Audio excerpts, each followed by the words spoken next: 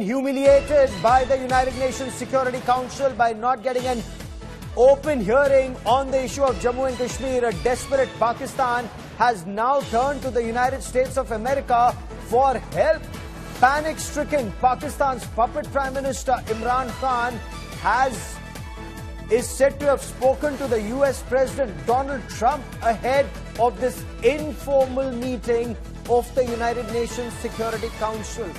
Remember, the US has already backed India on the modification of Article 370, saying that the US has been informed by India that the modification of Article 370 and the bifurcation of Jammu and Kashmir into two union territories, Jammu and Kashmir and Ladakh, is India's internal matter. The US President Donald Trump, of course, himself did a U-turn on the issue of mediation offer for Jammu and Kashmir, saying that offer was there only as long as both India and Pakistan wanted it. But since India does not want it, this issue needs to be sorted out bilaterally.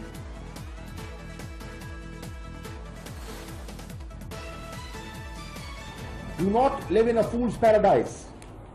Let the people of Pakistan be aware.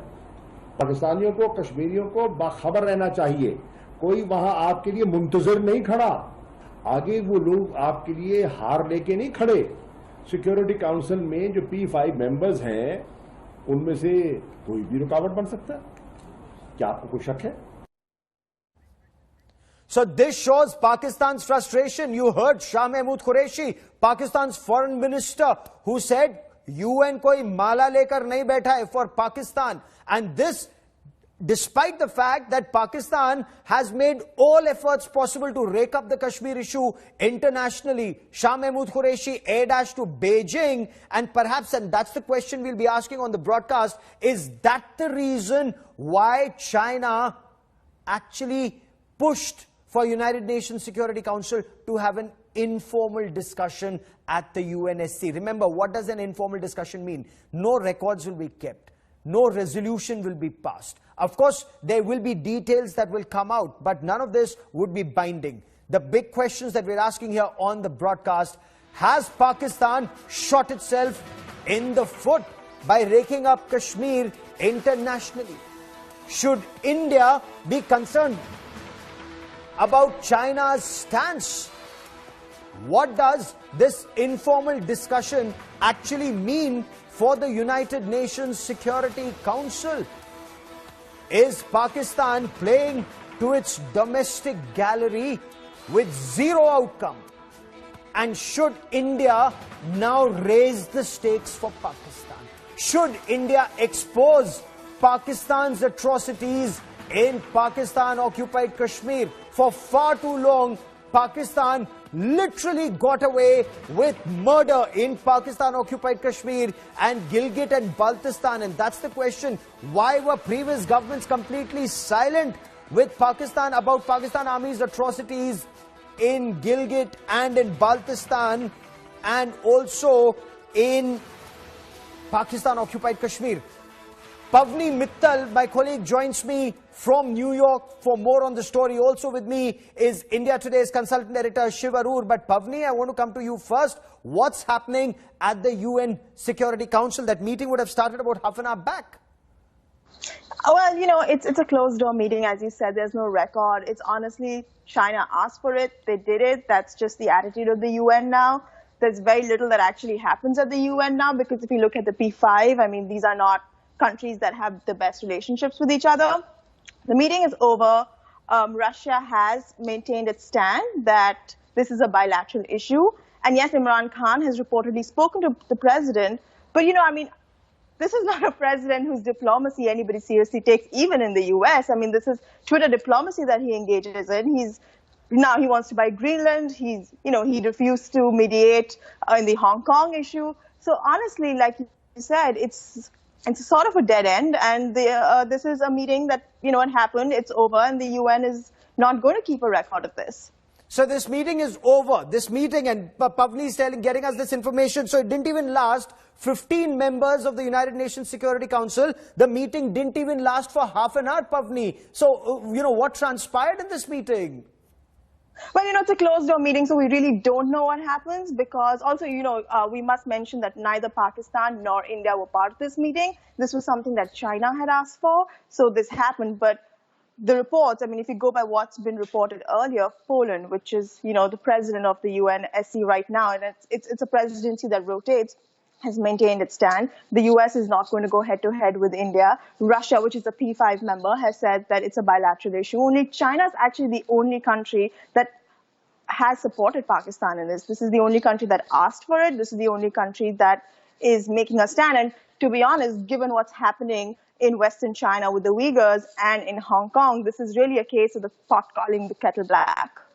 Well, yeah, in a way, though I differ with it only in the sense, Pavni, China is actually ill-treating 1 million Muslims in its Xinjiang province. It's put 1 million people in jail. That's not what's happening in India. Sure. In Kashmir, that's actually not happening. Pavni, stay with me for a moment. Breaking news coming in from the United Nations Security Council. And Russia has weighed in favor of India. Russia has given a big thumbs down as far as Pakistan's efforts were concerned at the United Nations Security Council, or so to say, as far as China's efforts were concerned at the United Nations Security Council, because Russia has made it very clear this is an issue that needs to be discussed bilaterally between India and Pakistan. Russia has indicated that the United Nations Security Council has no role to play in the issue of Jammu and Kashmir, and of course now the Union territories of Jammu and Kashmir and the Union territory of Ladakh.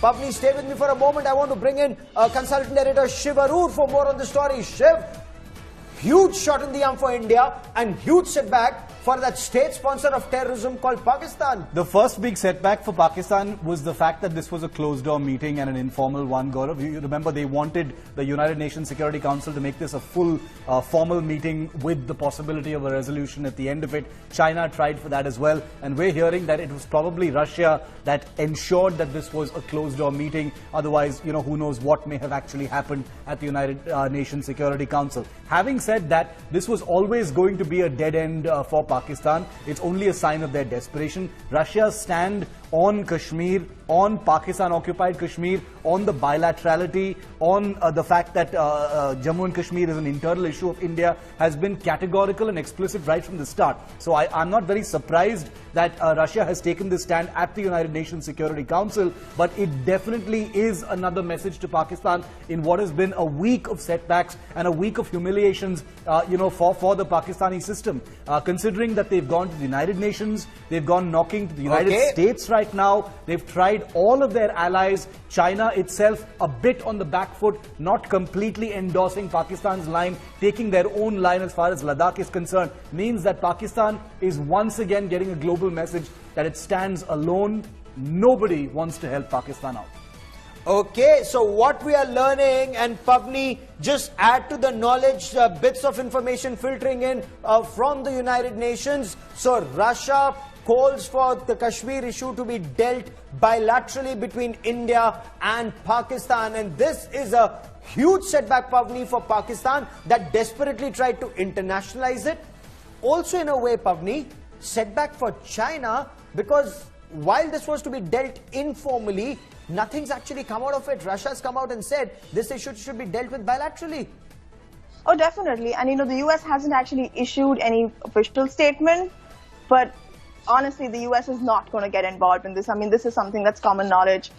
China was able to call this meeting because it's a permanent it's a member of the P5, but so is Russia. And this is basically, honestly, this is a dead end. I also want to add that Antonio Guterres, before the meeting, had called for peace, but also underlined the fact that this was an internal matter. That's what he said effectively. So even going into this meeting, nobody really expected anything to come out. And now that we know that Prime Minister Imran Khan has spoken to Donald Trump, you might get a tweet or so, but given his track record, and as someone who's here and, covering the Trump presidency, there's really no expectation of any American mediation in this. Absolutely, absolutely. Pavni, stay with me for a moment. I have Yoshita Singh, senior journalist, joining me from New York for more on the story. Yoshita, what more can you tell us? What's happening at the United Nations Security Council? What are you picking up?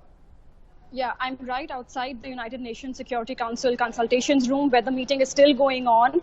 It's not over yet. The Russian ambassador, the Russian deputy permanent representative spoke before he went inside for the meeting. And I stressed that for India, Kashmir is a bilateral issue. It's an internal issue. And then he said that Russia favors a bilateral track between India and Pakistan.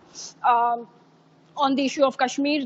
This he said before he went inside for the meeting. The meeting is still going on. It's not over yet. And it's a closed door consultations. We can expect some ambassadors to come out and brief maybe after the meeting is over. We still have to see how it goes. But given the fact that it's an informal consultation, no record is kept of such meetings. So and Pakistan had requested to be present inside the meeting. But obviously that request was also denied. So it's just the permanent 5 members and the 10 non-permanent members of the Security Council who are inside for this meeting. And it's still going on, but big news coming in from Russia, which said that it has always maintained Kashmir is a bilateral issue between India and Pakistan, and it should be resolved bilaterally. He said this just before he entered the consultations room for the meeting. Okay, so Yoshita, that would be a shot in the arm for India's stance that Kashmir is a bilateral issue as far as Russia is concerned. That meeting is still on. Do we know, Yoshita, the stated positions of all the 15 members as far as this issue is concerned, or do we know which way is the wind blowing? Like we all know that China had asked for this meeting, and China is Pakistan's all-weather ally. Pakistan is China's all-weather ally. So it is just because of China's asking for this meeting that this meeting is being taking place. We saw even in the case of the designation of Masood Azhar, China was the only country that was blocking its bid to designate Masood Azhar for so many years. China was the only country among the 15 council members. So clearly, Pakistan is the only nation that wants to internationalize Kashmir here at the UN. China is giving its backing to it, given the close allies that they are. But overall, the Security Council and other members of the Security Council feel that Kashmir is a bilateral issue. Whenever Pakistan brings up Kashmir at the UN, there has been no traction for it. None of the other nations have given it any cognizance, whether it is at the UN General Assembly or in other forum here at the UN. I've been covering this issue now for almost 8 years at the UN. Yes. It's only Pakistan that takes up the Kashmir issue. It does not get any traction. So clearly for the international community, Kashmir is a bilateral issue between India and Pakistan that needs to be resolved through dialogue between these two nations. And Pakistan, for its part, will continue to rake it up at as many forums as it can. And it's just that China has this time backed it and asked for a meeting. But clearly everybody else thinks that it's a bilateral issue. Okay, Yoshita and Pavni, stay with me. I also want to bring in Ambassador Rajiv Dogra, former ambassador to Italy, former consul general in Karachi. Ambassador Rajiv Dogra, what do you make of it? So we are now learning that the meeting is still on. The Russian envoy to the UN, he said as far as he's concerned, Kashmir is a bilateral issue, as Yoshita is just informing us, as he entered that meeting room. That meeting's still on. So, Ambassador, should we be concerned that China backed Pakistan's request for a discussion, even if it's an informal discussion, especially when the UN had said no and that it should be bilateral?